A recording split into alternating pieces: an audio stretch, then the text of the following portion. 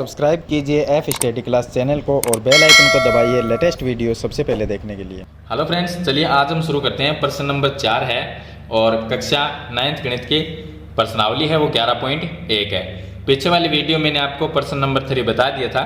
अगर वो वीडियो देखनी है तो इस वीडियो के लास्ट में आपको वो वीडियो मिल जाएगी या आपको प्लेलिस्ट का लिंक है वो इसके डिस्क्रिप्शन में मैं डाल दूंगा, वहां से आप कंप्लीट 11.1 के सभी वीडियो देख सकते हैं। तो देखिए प्रश्न नंबर 4 में हमें कोणों की रचना करनी है और चांदे से इसे मापकर इसकी पुष्टि करनी है। पीछे वाले प्रश्न नंबर 3 में हमने इनसे छोटे कोणों की रचना की थी। आज हम 75 डिग्री, 105 डिग्री और 135 डिग्री के कोण की रचना करेंगे। तो रचना करने के लिए हम प्रकार और स्केल की सहायता से इसकी रचना करेंगे। तो अब देखिए सबसे पहले हम 75 डिग्री कोण की रचना करेंगे। रचना करने के लिए हम सबसे पहले क्या करेंगे, एक रेखा है वो बना लेते हैं। चलिए इसमें हम एक रेखा बना लेते हैं। तो इस तरह से हम एक रेखा है वो बना लेंगे। अब इसका मैं नाम लिख देता हूँ। ये पॉइंट ए हो गया, यहाँ पर पॉइंट बी नाम दे देते हैं। अब ए पर हम क्या करेंगे, प्रकार को घुमाएंगे। तो प्रकार को थोड़ा सा आपको इस तरह से खोल लेना है। उसके बाद में बिंदु ए पर आपको एक आर्च है वो बना लेना है। तो इस तरह से हम आर्च है इसका वो बना लेंगे। ये आर्च बन गया। अब पहला जो चाप कटेगा वो कितना कटेगा, 60 डिग्री का। उसके बाद में कितना कटेगा, 120 डिग्री का। दोनों से हम 90 डिग्री का बनाएंगे। यहाँ से हम 90 डिग्री का बनाएंगे तो 120 है उससे भी काट देंगे चाप। तो ये हमें कितना प्राप्त होगा, 90 डिग्री का। लेकिन हमें बनाना है 75 डिग्री। 90 क्यों बनाया, क्योंकि 90 के और 60 के बीच में कितना आता है, 75। अब देखिए ये पॉइंट ए है, जो 60 का था उसको हमने नाम दे दिया। तो यहाँ पर हम नाम दे देते हैं इसको P। ये बिंदु हो गया Q और जो 90 वाला जो पॉइंट है उसको नाम दिया R। इस तरह से अब जो 90 और 60 है, इन दोनों पॉइंट से जब हम इस बीच के जो कोण, ये इतना जो कोण है, इसका हम क्या करेंगे, समद्विभाजन करेंगे, जिससे हमें क्या होगा, 75 डिग्री का कोण प्राप्त होगा। समद्विभाजन करने के लिए हम क्या करेंगे, प्रकार को थोड़ा सा खोलना है आपको, P पर रखेंगे यानी 60 पे, और इस तरह से हम प्रकार को घुमा देंगे। फिर उसके बाद 90 पे रखेंगे, फिर एक चाप इस तरह से हम काट देंगे। अब जहाँ पर ये पॉइंट कटा है इसको कोई भी आप नाम लिख सकते हो। इस पॉइंट को हम A से इस तरह से मिला देंगे। एक बार इसको नाप के देख लेते हैं। चंदे से 75 डिग्री का कोण हमने यानी कि रचना की है। देखिए यहाँ पर ये 80 70 इसके बीच में कितना हुआ, 75। तो इस तरह से हम 75 डिग्री के कोण की रचना करेंगे। तो ये जो कोण हमें प्राप्त हुआ है ये हुआ है 75 डिग्री का कोण। रचना देख लेते हैं इसकी। रचना में देखिए हमने क्या किया कि सर्वप्रथम एक रेखा AB खींची। बिंदु A पर 60 डिग्री का और 120 डिग्री का हमने चाप काटा था। ये 60 और 120 का दो चाप हमने काटे थे। 60 और 120 से हमने 90 डिग्री का कोण बनाया। तो ये 90 डिग्री का कोण हमने बना लिया। अब कोण PAR का समद्विभाग किया। देखिए कौन सा है, PAR। ये जो कोण था यहाँ से, इस कोण का हमने क्या किया, समद्विभाग करके बिंदु S प्राप्त किया। तो इसको हम S लिख देते हैं। ये बिंदु S प्राप्त किया।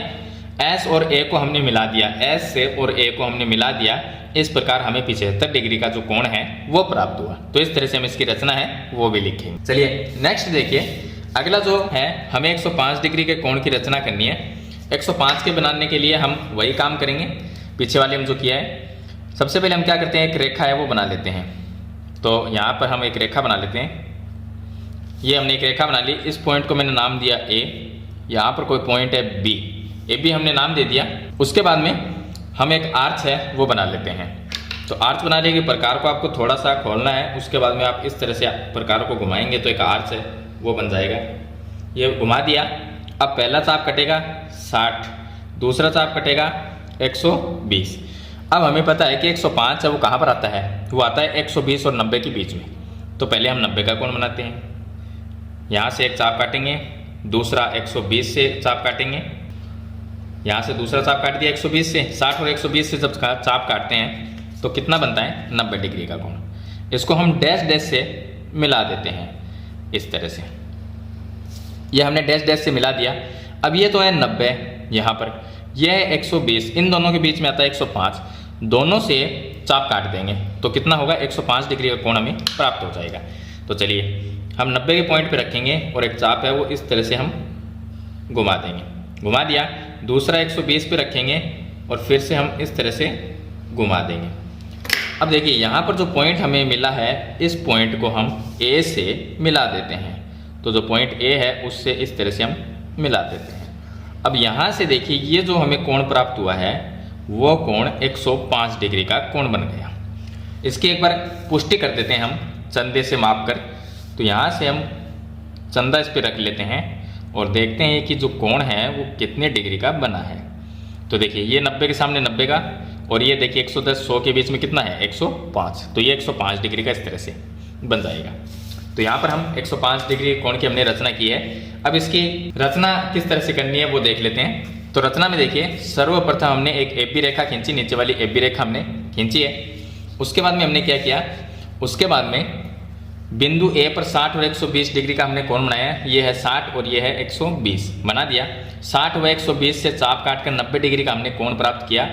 पी ए क्यू का समद्विभाग किया। अब पी ए क्यू कौन सा है, यहाँ पर जो ये कोण है, ये जो कोण ये है पी ए क्यू, इसको नाम मैं पी दे देता हूँ, इसको क्यू।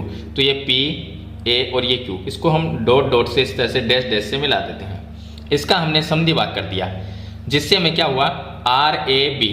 अब ये हो गया आर और ये हो गया ए और ये हो गया बी। तो ये जो कोण कितना प्राप्त हुआ 105 डिग्री का हमें कोण प्राप्त हुआ। तो इस तरह से हमें रचना लिखनी है, जरूरी नहीं है पी और क्यू आर यही नाम दो, इसके अलावा आप अपनी मर्जी से कोई भी नाम लिख सकते हो, उसी तरह से आपको रचना में वो नाम लिख देने हैं। तो इस तरह से सेकंड जो है 105 डिग्री कोण, उसकी रचना करना मैंने आपको बता दिया। अब देखिए लास्ट 3 नंबर है 135 डिग्री कोण की रचना करना। तो अब देखिए 135 डिग्री के अगर कोण की हमें रचना करनी है, उसके लिए हम एक रेखा है वो बना लेते हैं। इस तरह से हम एक रेखा बना लेंगे। फिर वही काम करना है, हमें एक आर्च है वो बनाना है। तो उसके लिए हम क्या करेंगे, पॉइंट यहाँ पर ए हो गया, ये पॉइंट हो गया बी।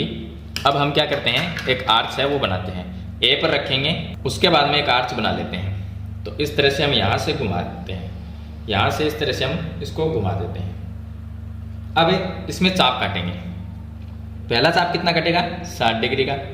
उसके बाद में दूसरा जो चाप है वो कटता है 120 डिग्री का, और तीसरा जो चाप कटेगा वो कितना होगा 180 डिग्री का होगा। हमें पता है कि 180 डिग्री का होगा। चलिए अब देखिए अगर 180 को हम मिलाते हैं, यहाँ पर हम आगे वाले जो चाप है इसको भी साथ में मिला देते हैं, क्योंकि 180 डिग्री का बन जाए।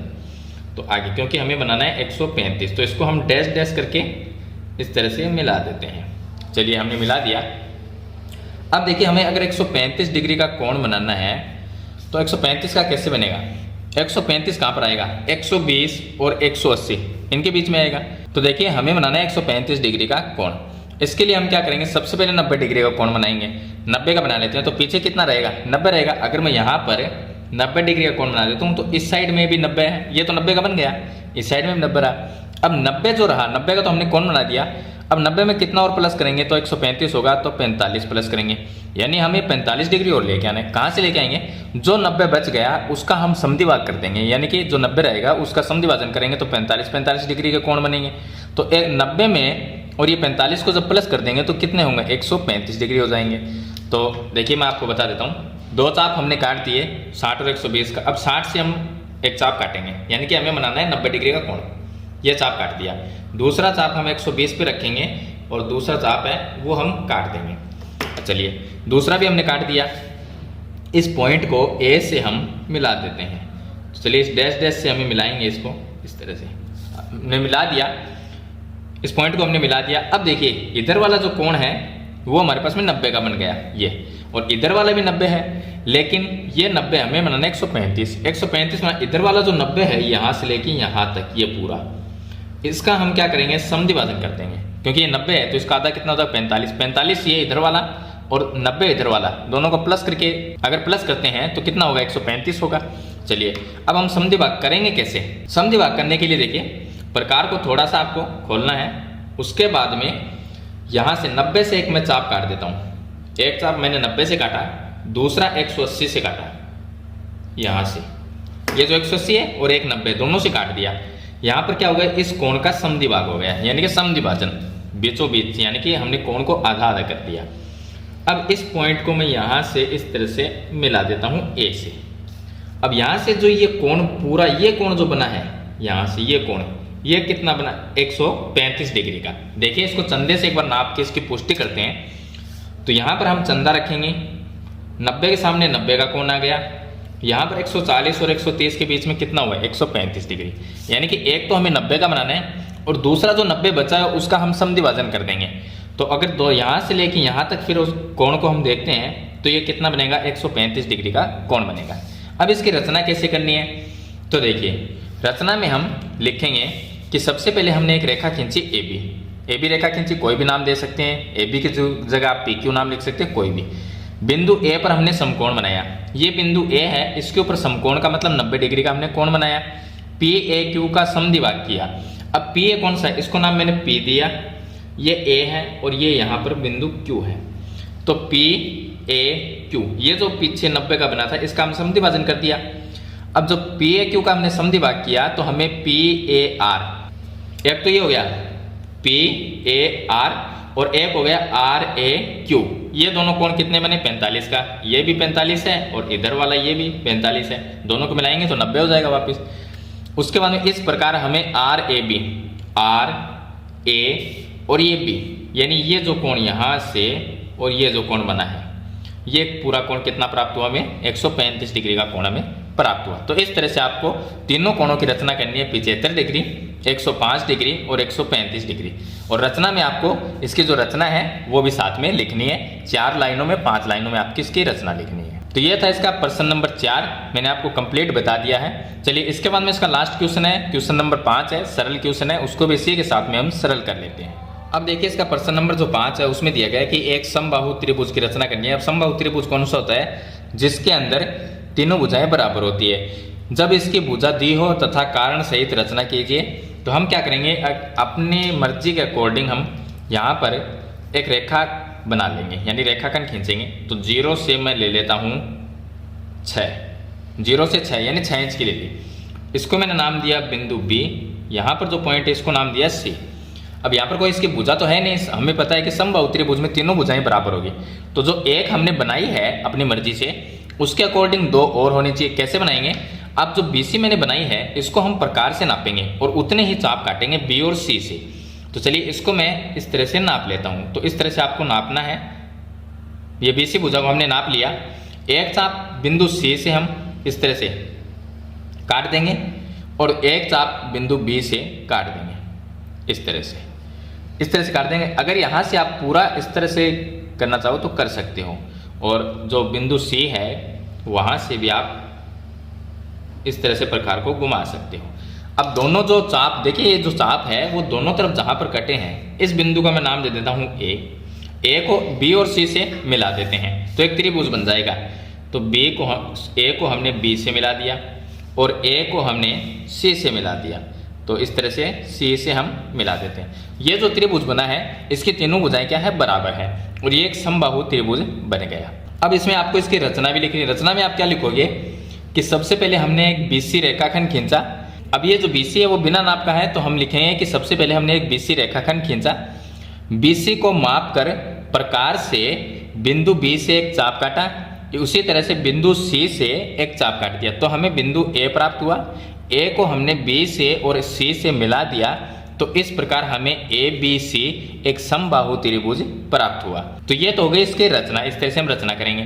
अब इसकी हमें पुष्टि करनी है, यहाँ पर लिखा है कि कारण सहित इसकी रचना करनी है। क्या कारण, तो अगर हम इसको सिद्ध करना चाहें कि ABC एक समबाहु त्रिभुज है, तो हम जानते हैं कि जो यहाँ पर ये जो भुजा है AB, ये किसके बराबर है, BC के बराबर है। क्यों, क्योंकि A की चाप की त्रिज्या है। अगर यहाँ से मैं इसको पूरा इस तरह से घुमाता हूँ तो एक वृत्त बनेगा, और वृत्त में ये केंद्र होगा और ये BC और BA यह क्या होगी, त्रिज्या होगी। तो मैं लिख सकता हूँ यहाँ पर कि AB बराबर किसके है, BC के। क्यों है, क्योंकि A की चाप की त्रिज्या। तो इसको मैं समीकरण नंबर 1 नाम लिख देता हूँ, एक ही चाप की त्रिज्या है। ये इसका कारण आप लिख सकते हो। दूसरा हम ये लिख सकते हैं कि ये जो है AC, ये भी BC के बराबर, क्योंकि इस पॉइंट पे हम प्रकार को रख के जो हमने ये आर्च बनाया था, अगर इसको पूरा घुमाना चाहे तो यहाँ पर एक वृत्त बनेगा, ये केंद्र होगा उस वृत्त का, और BC और AC ये त्रिज्या होगी। इसका मतलब ये दोनों भी बराबर है। तो हम लिख सकते हैं कि AC बराबर BC है, AC बराबर BC। इसको मैंने नाम दिया समीकरण नंबर 2। कारण क्या लिखोगे, ये भी एक ही चाप की त्रिज्या है, एक ही चाप की त्रिज्या, इसलिए ये भी बराबर है। अब हमें यह जानते हैं कि समीकरण 1 व 2 से, समीकरण 1 और 2 से ए बी बराबर है BC के, ए बी बराबर है BC के। अब BC किसके बराबर है? AC के, तो बराबर में हम AC भी लिख सकते हैं। इसका मतलब AB, BC और AC तीनों भुजाएं बराबर है, तो ये क्या हुआ? ABC एक समबाहु त्रिभुज हुआ। तो हम लिख देंगे अतः ABC एक समबाहु त्रिभुज है, क्योंकि जिसमें तीनों भुजा बराबर होती है वो क्या हुआ? समबाहु त्रिभुज हुआ। तो ABC भी क्या हुआ? एक समबाहु त्रिभुज है। तो ये था इसका प्रश्न नंबर 5। तो इस वीडियो में मैंने आपको 2 प्रश्न बताए हैं, प्रश्न नंबर 4 और 5। तो मुझे उम्मीद है आपको अच्छी तरह से समझ में आ गए होंगे। फिर भी आपका कोई सवाल या सुझाव है तो मुझे कमेंट में जरूर लिखें। अगर ये वीडियो आपको अच्छी लगे तो इसे लाइक और शेयर जरूर कर देना। इस चैनल पे नए हैं तो सब्सक्राइब करना, साथ में बेल आइकन का बटन दबाकर ऑल के नोटिफिकेशन पे क्लिक जरूर करना। तो आज की वीडियो में इतना ही, मिलते हैं एक नई वीडियो के साथ, तब तक के लिए थैंक यू।